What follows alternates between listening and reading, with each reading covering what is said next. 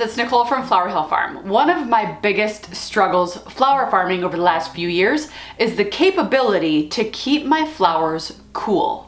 I have not had a cooler, and boy have I suffered the consequences. When flowers are blooming and they're ready to go, you need to keep them cold or they just continue to bloom. So you can't hold them for an event, say you have a few days later or even a couple of weeks later without a cooler. So what I've been doing in the meantime is using just a spare refrigerator. I've been stocking it as full as I can, and then this past fall, my cousin Allie, she gave me a commercial refrigerator that I've been using, which does hold quite a bit. But I am growing so much, this just wasn't enough.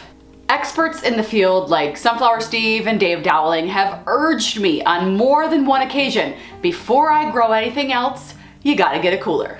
So I decided to build one with my dad, and we got it finished just in time. So I want to share with you guys the process of turning a shed into a cooler. The first step in this process was finding a structure. Eventually, I'd like to have a walk-in cooler with, a big workspace and perhaps even a pole barn type office, but I needed something and I needed it right away. So I decided I wanted to use something that could be repurposed after I was done using it as a cooler. And around here on the farm, if you guys are anything like me, you could always use more storage. So I thought, let me get a shed and turn that shed into a cooler. So I fell in love with this barn style 12 by 16 foot loft shed. It was delivered about 2 weeks ago, and we quickly got to work. Knowing the space was a little bit too large to, maintain that cooler temperature, especially with the loft area, we decided to shrink it down inside and put up a wall so that the finished space in the walk-in cooler would be about 6 foot by 8 foot. We put them side by side, so it's perfectly straight.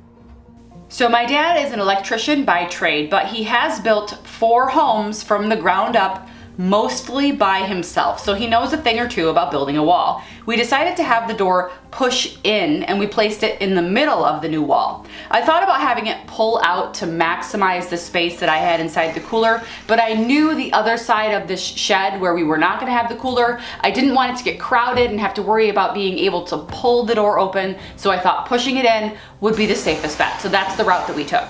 So that was day 1, building a wall. Day 2 was insulation. So we are using what's called a CoolBot in order to maintain the temperature below 40 degrees in this space. And the CoolBot company, recommends an R25 value when it comes to insulation. So my dad just happened to have some insulation from a building project that he did, which really came in handy. That was R11.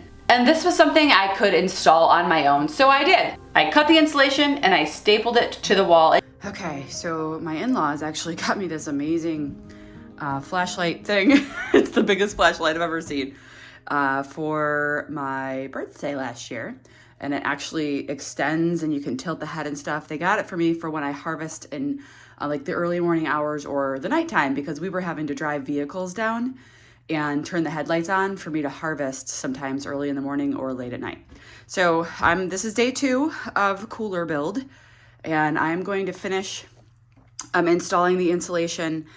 I only stopped because I ran out of staples. So I have more staples and now I'm good to go.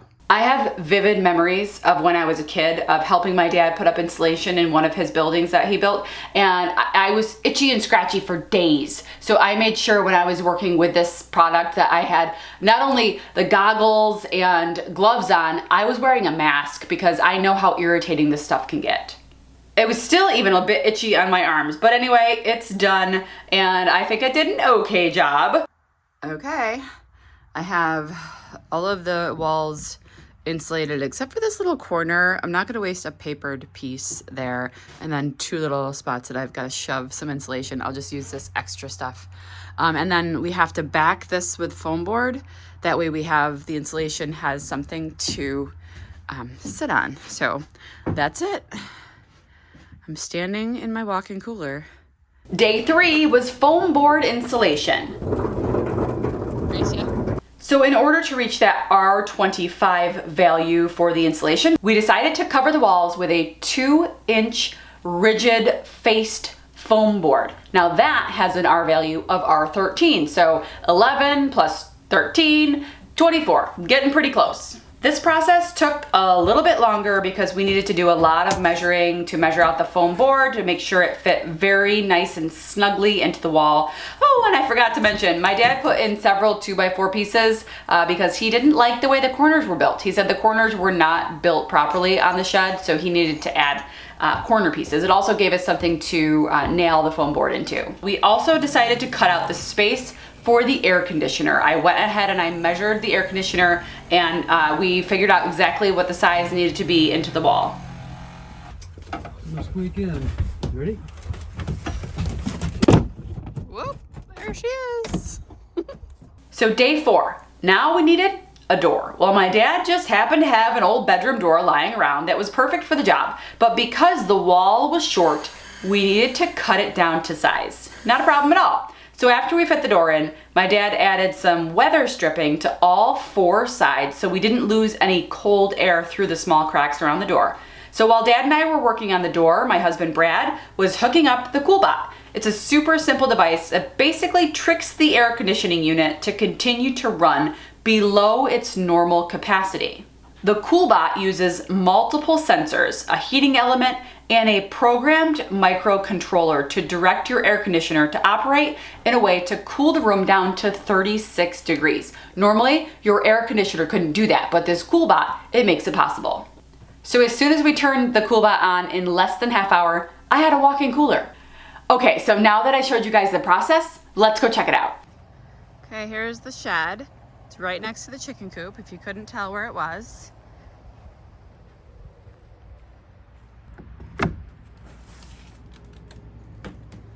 Here's the wall. That's just extra stuff up there that we've got to take care of. So we actually are going to insulate the door. This was just kind of a rush job.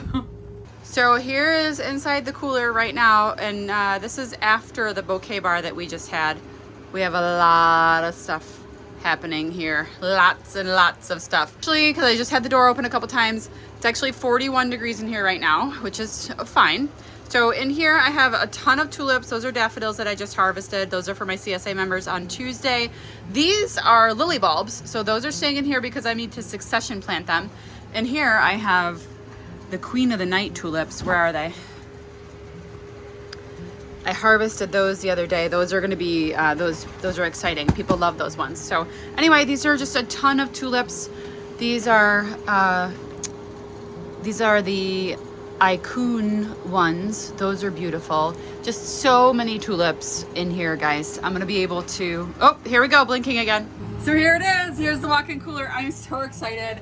It really is a nice, like, I can pretty much walk several feet around. I think it's gonna be exactly what I need anyway for right now. It'll be good for the tulips. It'll be good for the lilies. It'll be good for all of the things. The only things I don't put in the cooler, I mean, there might be more, but right now I don't put zinnias in the cooler and I don't put basil in the cooler.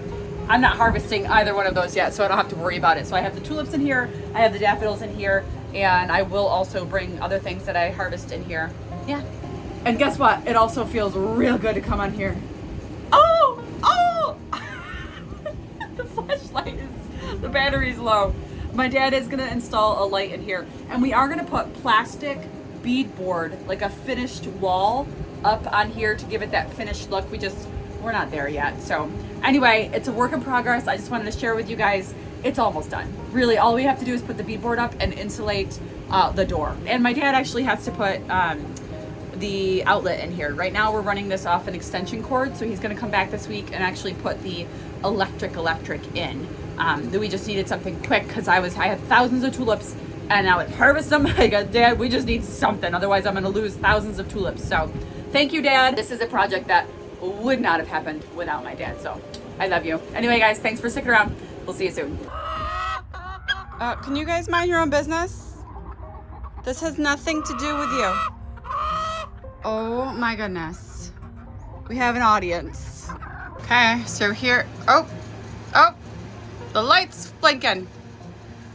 I'm anticipating a couple of questions. I keep the cooler set at 37 degrees. Some farmers keep it set colder. Some farmers keep it a little warmer. I recommend you do your own research to see what the best temperature for the crop that you're harvesting is. The air conditioning unit that I have is a 17K. A 17K BTU air conditioner. That's the size that I'm using. However, if you do buy a CoolBot, they have a chart on their website. You kind of look at the size of the room and what you need to cool. I probably should be using a larger air conditioner unit, but I do not have 220 power out to the shed yet. First crate, flowers in a cooler. Follow me, Brad. Dark in here. 42. All right, come on in. Want a job as a camera guy? All right, here they are.